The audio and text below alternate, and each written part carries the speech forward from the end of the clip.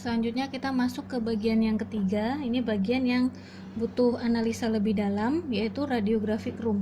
Jadi untuk perhitungan ketebalan shielding ini semuanya itu caranya sama. Yang pertama tadi cari kerma udara, yang kedua cari transmisinya, dan yang ketiga cari tebalnya dengan melihat nilai alfa, gamma, dan betanya untuk menghitung ketebalan si shielding. Bisa pakai konslet atau beton, lead atau timah dan timbal, atau pakai gipsum. Jadi nanti tergantung dia ingin memakainya apa. Nah, di sini untuk radiographic room yang pertama kita lakukan adalah menganalisa tembok-tembok atau barrier yang ada di sekitar situ.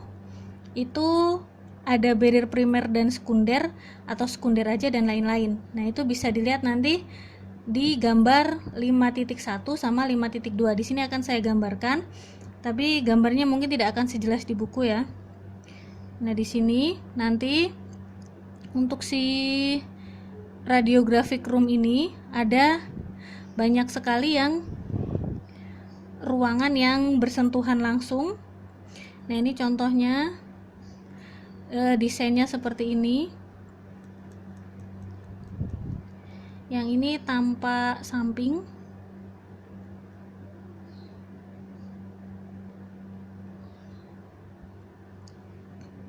Di sini ini adalah ruangannya.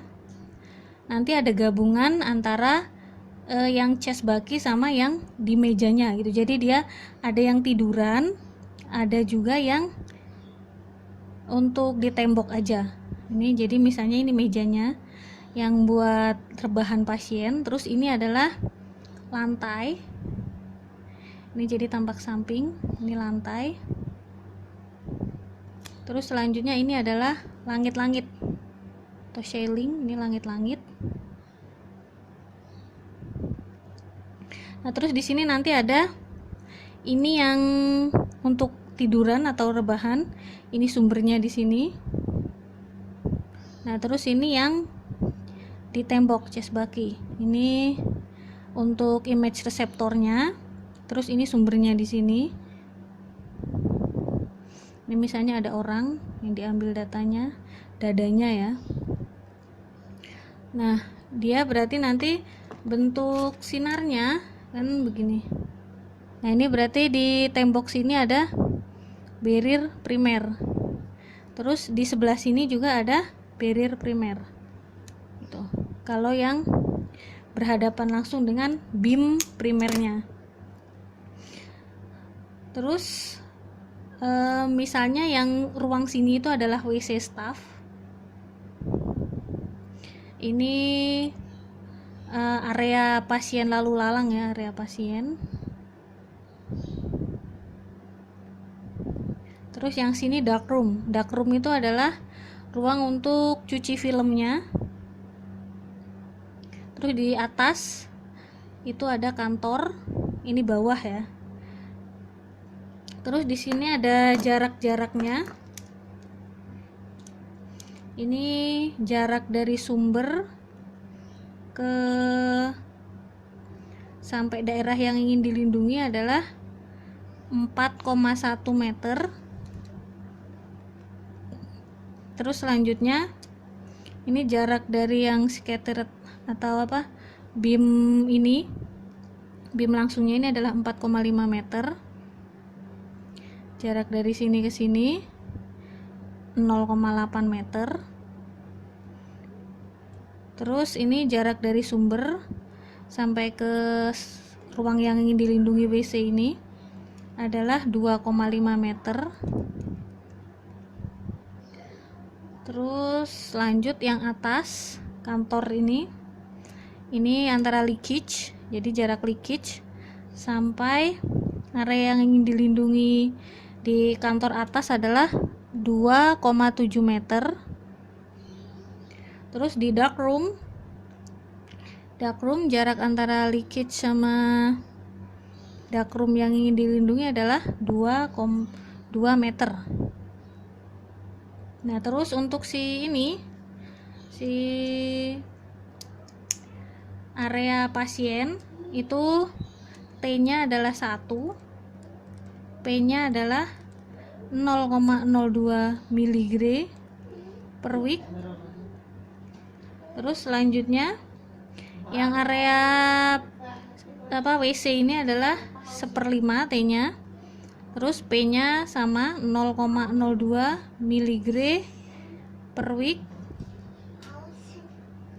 Terus area kantor, ini area sibuk, T-nya 1, P-nya 0,02 mg per week. Sedangkan dark room ini T-nya adalah 1 dan P-nya adalah 0,025 mg per week. Nah, di sini biasanya ada tempat yang pencuciannya itu pencucian film, dark room. Nah, di sini kita analisa, di sini berarti ada 4 tembok. 1, 2, 3, 4 gitu ya. Temboknya ada 2, terus ada lantai sama ada langit-langit gitu. Berarti untuk desain ini kita harus merancang 4 shielding. Ini baru tampak samping ya. Berarti nanti di sini ini adalah yang pertama. Ini ruang 1. Area yang dengan berbatasan dengan lantai. Area 2-nya adalah yang ini, kantor. 2. Area yang ketiga adalah WC staffnya. Sedangkan area 4 adalah dark room. Nah, di sini coba diperhatikan, untuk area 1 berarti harus merancang 2 jenis shielding. Yang pertama ini adalah barrier primer, karena ada si beam langsung ini primer. Sedangkan sampingnya itu sekunder. Jadi untuk area 1 nanti harus mencari 2 jenis shielding. Terus area yang kedua ini pure barrier sekunder. Itu ya, karena dia hanya leakage dan scattering gitu. Jadi nggak ada yang langsung berhadapan dengan beam. Selanjutnya untuk ruang yang ketiga, staff WC staff ini ada 2 juga. Berarti nanti harus dicari si barrier primer dan juga barrier sekunder. Selanjutnya untuk dark room ini pure sekunder karena tidak ada yang beam primer. Ini hanya ada leakage dan scattering dari si meja gitu ya. Ini yang tampak samping. Nah, yang selanjutnya kita bahas dari yang ruangan tampak atasnya. Ini gambarnya gini.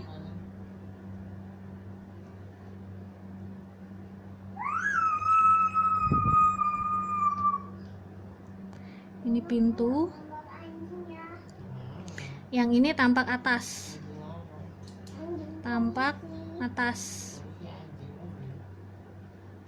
Ini jadi ada 2 ya. Yang ini tampak samping. Yang ini tampak atas.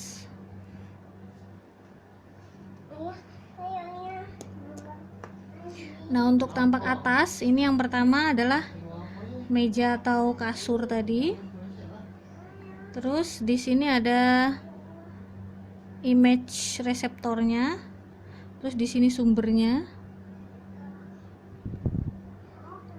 Ini ada yang sumber atas, ada yang sumber samping. Terus di sini nanti ada control area.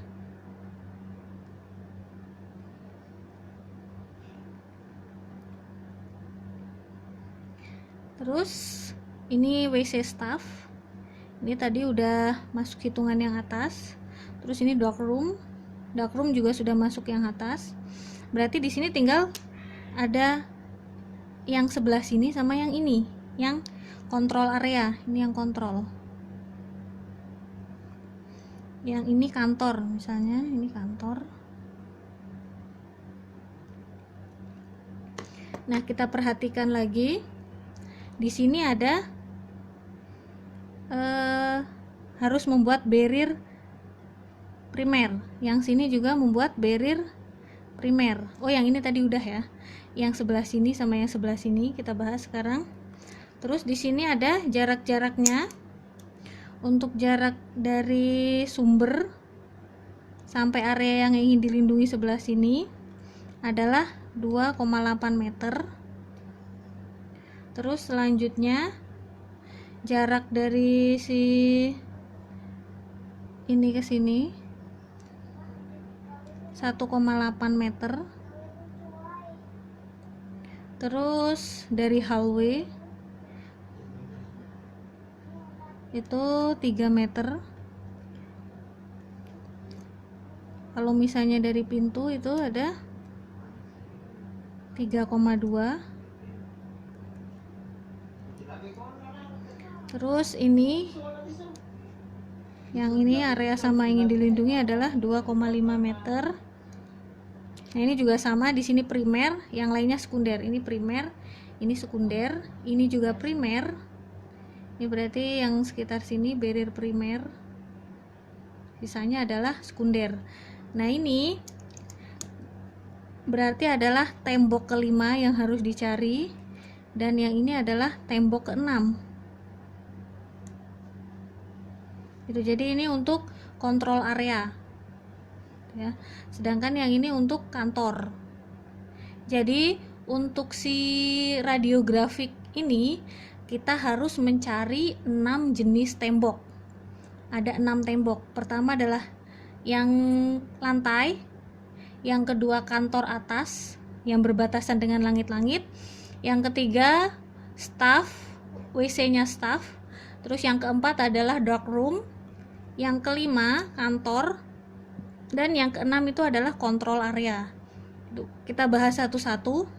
Nanti di sini saya akan membahas sebagian saja, sisanya kurang lebih sama. Jadi nanti silahkan dikerjakan untuk tugas.